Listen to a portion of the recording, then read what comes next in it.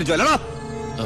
എന്റെ മോനെ കൊന്നിട്ട് പെണ്ണും കെട്ടി സുഖമായിട്ട് കഴിയാമെന്ന് കരുതിയോടാ നിന്നെ ഞാൻ.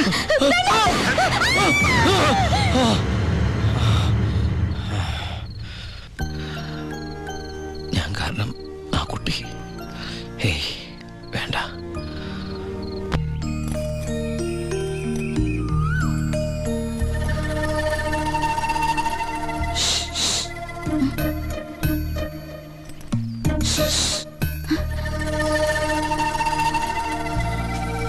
പാമ്പല്ല, ഞാനാ.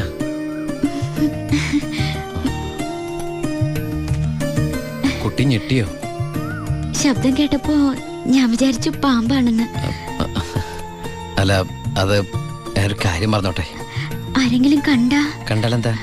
കല്യാണത്തിന് മുമ്പ് ഇങ്ങനെയൊന്നും പാടില്ല. എനിക്ക് കല്യാണത്തിന് മുമ്പേ ഇങ്ങനെയൊക്കെ പാടൂ. കുട്ടി എന്റെ കഥയൊന്ന് കേക്കണം. കഥയൊക്കെ എഴുതുവോ? എന്നിട്ട് വല്ല വാരികയിലും പ്രസിദ്ധീകരിച്ചോ? ആ കഥയല്ല, ഇതെന്റെ ജീവിത കഥയാ. കുട്ടിക്കൊരു സത്യം അറിയോ? ആദ്യമായിട്ട് ഞാൻ ദുബായിക്ക് പോയത് ഫ്ലൈറ്റിലല്ല, പിന്നെ കള്ള ലോഞ്ച് കയറിയ. അവിടെ എത്തും മുമ്പ് ആ ലോഞ്ച് മുങ്ങി. ഈശ്വര, എന്നിട്ട് വല്ലതും പറ്റിയോ? ഞാൻ ആ കരയിൽ കിടന്ന്, അല്ല കര കാണാ കടലിൽ കിടന്ന് മരണത്തോട് മല്ലടിച്ചു. പിന്നെ എനിക്കൊന്നും ഓർമ്മയില്ലായിരുന്നു. ബോധം തെളിഞ്ഞപ്പോ ഞാൻ ദുബായിലുള്ള ഒരു ക്രിസ്ത്യാനി ഷെയ്ഖിന്റെ വീട്ടിലായിരുന്നു. എന്നെ രക്ഷിച്ചത്, എനിക്കൊരു ജോലി വാങ്ങി തന്നത് എല്ലാം ആ ഷെയ്ഖിന്റെ കാരുണ്യ. ഒരിക്കൽ ആ ഷെയ്ഖച്ചൻ എന്നോട് പ്രത്യുപകാരം ചോദിച്ചു. അദ്ദേഹത്തിന്റെ അന്ധയും ബദിരിയും മൂകയും വികലാംഗയുമായ മകളെ എന്നോട് കല്യാണം കഴിക്കാമോന്ന്. ആ ഷെയ്ഖിന്റെ മുമ്പിൽ ഞാൻ ഷോക്കായി. കടപ്പാടുകൾ മറക്കാത്ത ഞാൻ അതിനെ സമ്മതിച്ചു. ഞാൻ തിരിച്ചു ചെല്ലുന്നും കാത്ത് അന്ധയായ ആ കുട്ടി കണ്ണിൽ എണ്ണൊഴിച്ച് കാത്തിരിക്കുക. ആ കുട്ടിയെ മറക്കാൻ എനിക്കാവില്ല. സോറി. കരയ ഇതുകൊണ്ട് കണ്ണീരൊപ്പിക്കോളൂ. ആരും കാണണ്ട. എന്നിട്ട് കുട്ടി വീട്ടിലേക്ക് വെക്കോളൂ. പിന്നെ ആര് കേട്ടാലും ഈ കഥ വിശ്വസിക്കില്ല. അതാ എന്റെ കഥയുടെ കുഴപ്പം. വീട്ടിൽ ആരോട് ചെന്നത് പറയണ്ട. അവരാരെങ്കിലും ചോദിച്ചാ കുട്ടിക്ക് എന്നെ ഇഷ്ടായില്ലെന്ന് മാത്രം പറഞ്ഞാൽ മതി.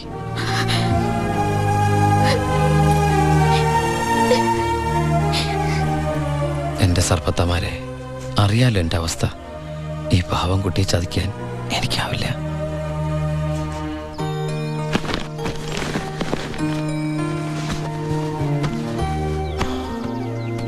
ഭാരതീയമ്മ എന്താ പിണങ്ങിയിരിക്കുക? നിന്നെ കണ്ട് കൊതി തീർന്നില്ല. അതിനു മുമ്പ് പോവല്ലേ? കുറച്ചു ദിവസം കൂടി. അമ്മ എന്താ ഈ പറയണേ? എനിക്ക് ഇന്നെ തിരിച്ചു പോയേ പറ്റൂ. ഞങ്ങളുടെ അവധി എന്നൊക്കെ പറഞ്ഞ ഏതാണ്ട് പരോള് പോലെയാ. പറഞ്ഞ സമയത്ത് തിരിച്ചെന്നില്ലെങ്കിലേ തൂക്കിയെടുത്തോണ്ട് പോവര്. പിന്നെ ആ ജീവനാന്തം ജയിലില്ല. അല്ല, വെയിലില്ലേ ഈ അറബിയുടെ അടിമപ്പണിയൊക്കെ ചെയ്തിട്ട്. ദുബായിൽ അങ്ങനെ ഉണ്ട്.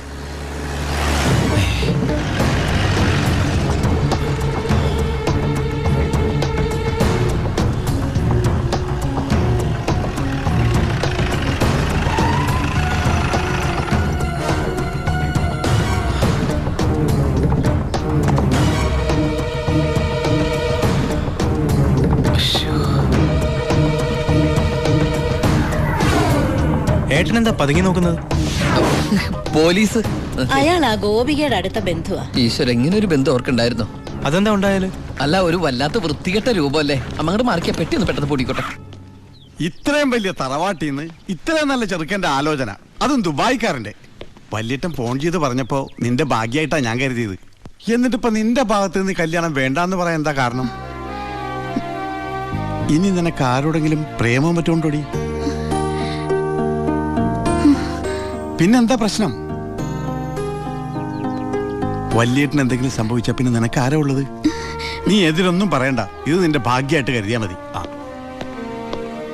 വല്യേട്ടനാണെങ്കിൽ ഉറപ്പിച്ചോ, ബാക്കി ഞാൻ ഏറ്റു.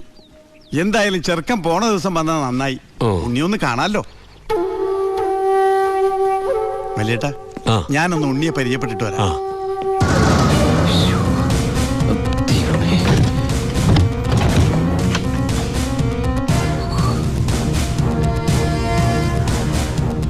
ഏട്ടാ, എല്ലാം എടുത്തിട്ടുണ്ടോ? ഒന്നും മറന്നില്ലല്ലോ? ഒന്നും മറന്നിട്ടില്ല. നീ ഒരു കാര്യം ചെയ്യ്, പെട്ടെന്ന് ഈ സ്ഥലം എടുത്ത് ഇതുവഴി വണ്ടി കയറിക്കോ. മോളെ എല്ലാം ഓക്കെ അല്ലേ? അമ്മേ, സമയമായമ്മേ. അമ്മ ഞാൻ ഇറങ്ങട്ടോ. എന്തേത്? ഇത്തിരി അച്ചാറും പലഹാരങ്ങളും. എന്റെ അമ്മ ഈ സാധനങ്ങളൊന്നും അങ്ങോട്ട് കൊണ്ടാൻ പറ്റില്ല. അവിടുന്ന് തരുന്ന ഫുഡല്ലേ കഴിക്കാൻ പറ്റുള്ളൂ. ഭയങ്കര സ്ട്രിക്റ്റ് അല്ലേ?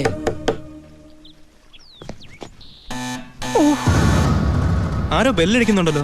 അല്ല എടാ, ഹലോ അവിടെ നിന്നേ നിന്നേ. ഏയ്, അത് പിച്ചക്കാരനാ പിച്ചക്കാരൻ. ഞാൻ 10 രൂപ കൊടുത്തപ്പോ 100 രൂപ വേണമെന്ന്. ഗൾഫുകാരുടെ ഒരു അവസ്ഥ നീ അവനെ ഞാനിന്ന് എടാ അവൻ അവിടെ നിന്ന് അടിക്കട്ടെ. നമ്മൾ മസിൽ അടിക്കുന്ന പിച്ചക്കാരാണോ? നീ ഇങ്ങോട്ട് വന്നേ, മോളിങ്ങോട്ട് വന്നേ, പെട്ടെന്ന് വാ. ദേ സാധനങ്ങൾ എടുത്തിട്ട് വേഗം വണ്ടിയിലേക്ക് എടുത്ത് വെച്ചേ. അമ്മേ ആ ആളെനക്കും ഇല്ലല്ലോ. ചിലപ്പോ എയർപോർട്ടിൽ പോയി കാണും. ആ എങ്കി അടുത്ത പ്രാവശ്യം വരുമ്പോ കാണാം. പോട്ടെ. ആ ഫ്രണ്ട് സീറ്റ് വെക്കണേ. വേഗം എടുത്ത് വെക്കേ.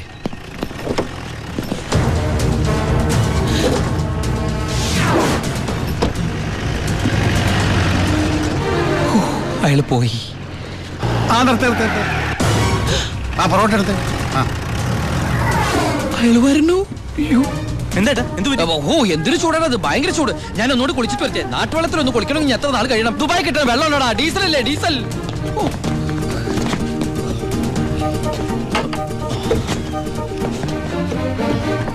ആ ഞാൻ വിചാരിച്ചു പോയി കാണുമെന്ന്. നീ എന്റെ ഗോപിയേക്ക് ചേർന്ന ചെറുക്കൻ തന്നെ. അയ്യോ ഞാൻ ഉണ്ണിയല്ല, ഏ? ഉണ്ണി എന്റെ ഏട്ടനാ. ഉണ്ണി എവിടെ ഒന്നും കണ്ടില്ലല്ലോ. ഉണ്ണിയേട്ടാ, എന്താടാ? ഒരാൾ കാണാൻ വന്നിരിക്കുന്നു. അയ്യോ ഈ സമയത്താ? ഉണ്ണി കുളിക്കല്ലേ? ആ കുളിച്ചോണ്ടിരിക്കുക. ആരാടത്? ദിവാകരൻ, അപ്പുറത്തെ വീട്ടിലെ ഗോപിയുടെ കൊച്ചച്ഛൻ. ഭാവിയിൽ ഉണ്ണിയുടെ ഒരു ബന്ധുവായിട്ട് വരും. ജയിലറാ. അതെയാ? ആ ഒന്ന് മുഖം കാണിക്കാൻ വേണ്ടി വന്നതാ. മുഖം കാണിക്കാൻ ഞാനെന്താ രാജാവാ? ഓ ഫലിതപ്രിയൻ. നമ്മൾ തമ്മിൽ കാണേണ്ട കാര്യം പറഞ്ഞത്. ഞാൻ കണ്ടിട്ടുണ്ട്. എവിടെ വെച്ച്? ഞാൻ സോപ്പ് വെച്ചോണ്ടിരിക്കുക, അതുകൊണ്ട് കേട്ടത് മാറിപ്പോയതാ. വരുന്ന വഴിക്ക് കണ്ടുന്ന്. ഓ അങ്ങനെ. ഓ പിന്നെ പോയിട്ട് ഇത്ര ധൃതി ഉണ്ടായിരുന്നു. 12:30 ട്രെയിൻ. പെട്ടെന്ന് ഇറങ്ങുമാവോ? ഏയ് വൈകും. ട്രെയിൻ മിസ്സാക്കണ്ട. വേഗം പുറപ്പെട്ടോളൂ. നമുക്ക് നാളെ അവിടെ വെച്ച് കാണാം. അവിടെ വെച്ചോ? നാളെ എവിടെ വെച്ച്? സോപ്പ് വാങ്ങി പോയതായിട്ട് പറഞ്ഞത് മാറിപ്പോയതാ. അടുത്ത വരവിന് ഇവിടെ വെച്ച് കാണാമെന്ന്. ആ ശരി എങ്കിൽ ഞാൻ ഇറങ്ങുന്നു. ആ ഇങ്ങോട്ടെന്ന് വെച്ച പൊക്കോളൂ. ഞാൻ ഈ ഗ്ലാസ് എടുത്തോട്ടെ. ഗ്ലാസാ? ഗ്ലാസ്സിലെ ചായ കളഞ്ഞിട്ട് അമ്മയോട് വെച്ചിട്ട് എടുത്തോളൂ. അയ്യോ ഞാൻ ഈ കൂളിംഗ് ഗ്ലാസിന്റെ കാര്യം പറഞ്ഞത്. കൂളിംഗ് ഗ്ലാസോ ചില്ല് ഗ്ലാസോ ഇനി അപ്പുറത്തെ സ്കൂളിലെ ക്ലാസ്സോ എന്താന്ന് വെച്ചാൽ വേഗം എടുത്തിട്ട് വേഗം പൊക്കോളൂ. ട്രെയിൻ മിസ്സാവും. ആ ഓ ആ ഇനി ദുബായിക്കാരന്റെ വീട്ടിൽ വന്നിട്ടൊന്നും തന്നില്ല എന്ന് വേണ്ട. അപ്പോ ഞാനങ്ങോട്ട് പൊക്കോളൂ. ബൈ.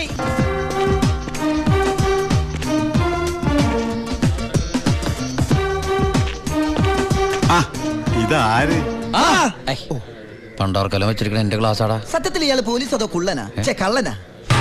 നീ നാട്ടിലൊക്കെ പോയൊന്ന് മിനിങ്ങിയിട്ടുണ്ടല്ലോടാ പരമശിവം. അത് സാറി ഗ്ലാസ് വെച്ച് നോക്കിട്ട് തോന്നണതാ. പരോള് കഴിഞ്ഞു വന്നപ്പോ നീ എനിക്കെന്താ കൊണ്ടുവന്നേ? വെച്ചാലിണങ്ങാത്തൊരു കൂളിംഗ് ഗ്ലാസ് അതില്ലേ? ഇവനാ? ഇത് ദുബായിലുള്ള എന്റെ ഒരു ഫ്രണ്ട് തന്നതാ. ഫ്രണ്ടോ? ആ ഫ്രണ്ട് എന്ന് പറഞ്ഞ ക്ലോസ് ഫ്രണ്ട്. ആ കക്ഷിയെ കൊണ്ട് എന്റെ വലിയേട്ടന്റെ മോളെ കെട്ടിക്കാൻ പോവാ. ചെറുക്കന്റെ സ്വഭാവമൊക്കെ അന്വേഷിച്ചിട്ട് പോരെ കല്യാണം? ഇല്ല പരമശിവ. ഞാൻ ആരാ? പോലീസാ. ആഹാ. ആ. അപ്പൊ ആ സംശയവും തീർന്നു. ഡാ, ഏ? ചെക്കനെ കുറിച്ചുള്ള ഫുൾ ഡീറ്റെയിൽസ് എടുത്തു. ആണാ? അവന് 24 ക്യാരറ്റാ. എന്റെ വ്യാകുല മാതാവ് എന്നെ കൊല്ലും. ചുമ്മാ ഇരുടാ. ഇത് കണ്ട? ഇതവന് ദുബായിക്കുള്ള കത്ത. എന്തിനാ ഇപ്പൊ കത്ത്? കാര്യം അങ്ങോട്ട് നേരിട്ട് പറഞ്ഞൂടെ? അതിനും ദുബായിക്ക് പോയില്ലേ? ആ അവൻ ദുബായിലെത്തി. ഇത് വെറും ഒരു കത്ത് മാത്രമല്ല, ഒരു ലിസ്റ്റ് കൂടെ ഉണ്ട്. ഒരു DVD, ഒരു TV, ഒരു മൊബൈൽ, അങ്ങനെ ചിന്ന സാധനങ്ങള്. പോലീസല്ലേ മോനെ, ഓസിന് കിട്ടിയാ വിടുവാ. കാശിനൊക്കെ ഇപ്പൊ എന്താ വില? ടൈറ്റാ. ചിന്നാടൻ ബാബുവിനെ ആശുപത്രിയിലാക്കാൻ വേണ്ടി ലക്ഷങ്ങൾ ഏമാർക്ക് വീശിന്നാണല്ലോ കേട്ടത്. പോടാ. അത് ശരി. അപ്പൊ അതാണ് അവനോട് കാണാത്തത്.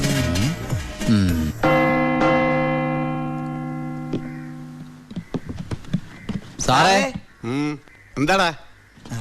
നീ എവിടേക്കാ? എഞ്ചാടാ? എനിക്കൊരു രഹസ്യം പറയാനുണ്ടായിരുന്നു. ഉം. ഞാനിപ്പോ പരോളിന് നാട്ടിൽ പോയി. കയ്യെടുക്കടാ. അതെ, വിജിലൻസ് ആൻഡ് ആന്റി കറപ്ഷൻ ഡിപ്പാർട്ട്മെന്റിലുള്ള എൻ്റെ ഒരു സുഹൃത്തിനെ ഞാൻ കണ്ടു.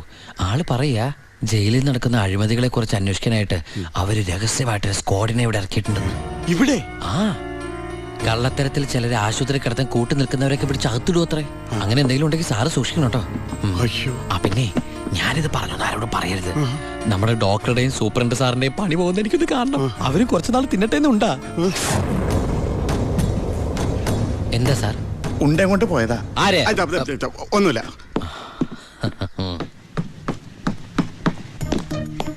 നീ 100 പേര് എണ്ണി തീരുന്നതിന് മുമ്പ് ചിന്നാടൻ ബാബു സെല്ലിലുണ്ടാവും. ചുമ്മാ എണ്ണടോ. 1 2 3. സത്യമാണോടൂ?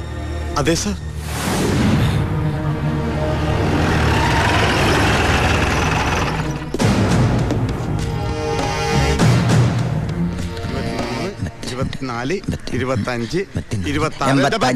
എന്താ കണക്ക് തെറ്റിക്കുന്ന? ഇത് വേറെ കണക്കാണ് സാറേ. ഈ എന്റെ കണക്ക് തെറ്റി. ഞാൻ എവിടെ നിർത്തിയത്? നീ നിർത്തിയതല്ല 85 മുതൽ ഞാൻ ഇവിടെ 85 86.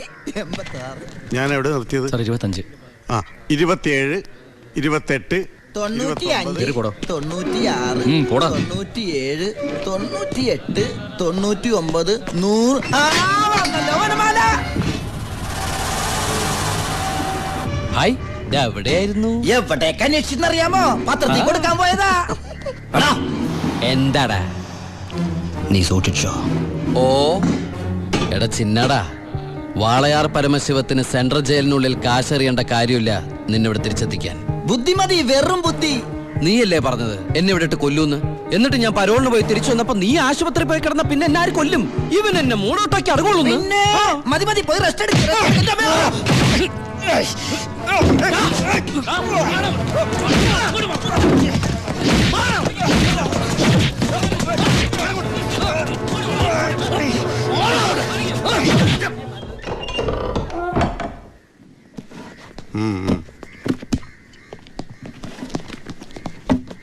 നിന്റെ ആരാടാ ദുബായിലുള്ളത്?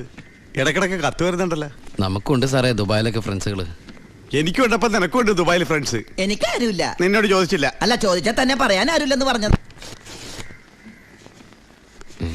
2 കത്തോ? From Divakaran, jailer, central jail. ഇതൊന്നും നിനക്ക് ദുബായിലൊക്കെ അയച്ച കത്തല്ലേ? എന്തൊന്ന് എഴുതി വെച്ചേക്കണാവോ? എന്തായാലും ഒന്ന് നോക്കിയേക്കാം. പ്രിയപ്പെട്ട എൻ്റെ ഉണ്ണിക്ക്, ഞാൻ ഗോപികയുടെ കൊരങ്ങച്ചൻ, കൊച്ചച്ചൻ, ജയിലർ ദിവാകരൻ എഴുതുന്ന സ്നേഹത്തോടെയുള്ള കുത്ത്. കുത്തോ? ഈ ജയിലിലെ ശീലം വെച്ച് എഴുതിയായിരിക്കും കുത്തേ. കുത്തും കത്തും തിരിച്ചറിയാത്ത നമ്മൾ തമ്മിൽ നേരിട്ട് പരിചയമില്ലെങ്കിലും എനിക്ക് ഗിഫ്റ്റ് ആയിട്ട് DVD, TV, മൊബൈല്, ഇതൊക്കെ അയാളുടെ അപ്പനോടൊന്ന് വയ്ക്കട്ടെ. ബാലുവിന്റെ കത്ത.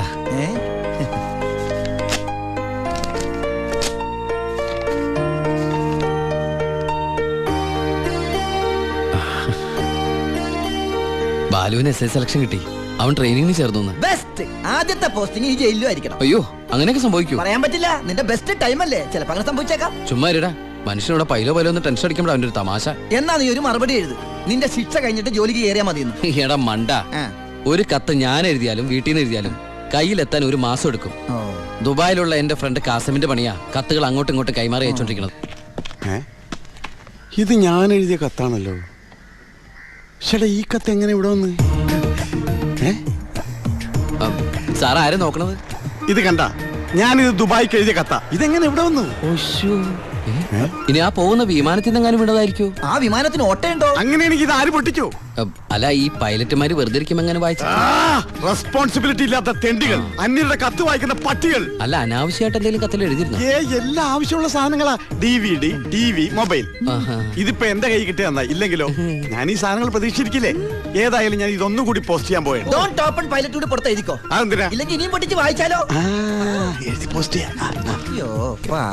ഈശ്വര, 1 മാസം കൂടി കഴിയുമ്പോ ഈ കത്ത് തന്നെ ഞാൻ ഒന്നുകൂടി വായിക്കേണ്ടി വരുമല്ലോ.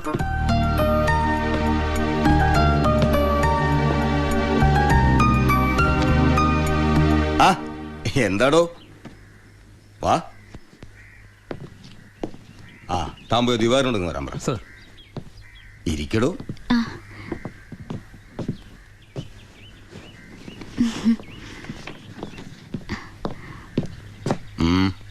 സർ, C ബ്ലോക്കിൽ ചിന്നാടനും പരമശിവനും തമ്മിൽ വീണ്ടും തല്ലുണ്ടായി. അവൻ പല തവണയായ ചിന്നാടന്റെ മെക്കെട്ട് കയറണം. താൻ പോയി തൂക്കിയെടുത്തോളൂ ആടോ ആ പരമശിവത്തെ. നിനക്ക് എന്തിന്റെ സൂക്കേടാടാ? മറ്റുള്ളവരോട് മര്യാദയ്ക്ക് പെരുമാറുന്ന നിനക്ക് ഇവനോട് മാത്രം എന്താ ഇത്ര വലിയ സൂക്കേട്? സൂപ്രണ്ടിന്റെ കൈ കിട്ടിയാലുണ്ടല്ലോ പിന്നെ എനിക്കൊന്നും ചെയ്യാൻ പറ്റില്ല. അവനാണെങ്കിൽ സൂപ്രണ്ടിന്റെ ആളും. സാറാരാളാ? ഞാൻ വതളങ്ങിയ അങ്ങോട്ടും ഇങ്ങോട്ടും അറിയും. എന്താന്ന്? എനിക്കും ജീവിക്കണ്ടോ? അച്ഛന്റെ അസുഖം എങ്ങനെയുണ്ട്? പ്രഷർ പെട്ടെന്നൊന്ന് കൂടി കുഴഞ്ഞു വീണു. ഉടനെ ഇങ്ങോട്ട് കൊണ്ടുവന്നു. ഇവിടെ ഇപ്പോ മെഡിക്കൽ കോളേജിൽ അഡ്മിറ്റ് ചെയ്തിരിക്കുക. അതുകൊണ്ട് നേരിട്ട് പറയാൻ വന്നതാ. ഓ, ഇങ്ങോട്ട് കൊണ്ടുപോടോ. ചെല്ലറങ്ങട്.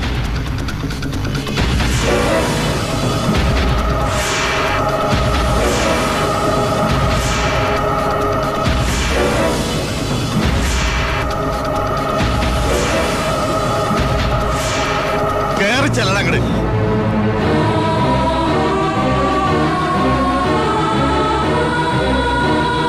തിന്നിട്ട് എല്ലിങ്ങനെ കയറുന്നു. മോളെ നീ പോരും. വാ.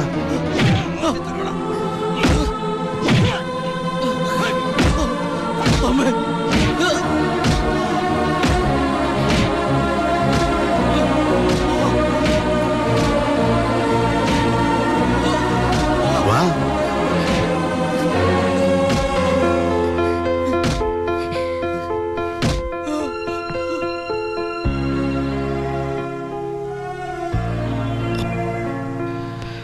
ഇടി കൊണ്ടതിനേക്കാൾ വേദന അവളെ കണ്ടപ്പോഴായിരുന്നു.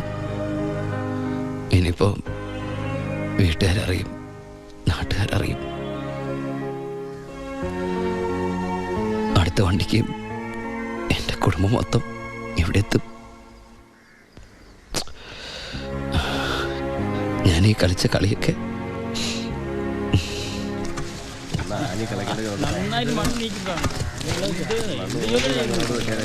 പരമശിവം, നിനക്കൊരു വിസിറ്റർ ഉണ്ട്.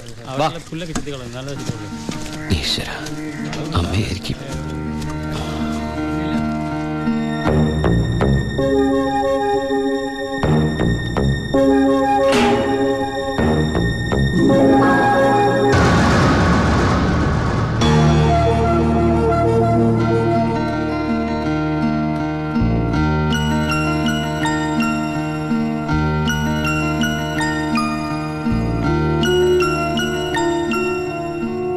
നിങ്ങളുടെ ദുബായ് പൂജപ്പുര സെൻട്രൽ ജയിലിന്റെ അകത്താണെന്ന് ഇവിടെ വെച്ച് കണ്ടപ്പോഴാണ് മനസ്സിലായത്.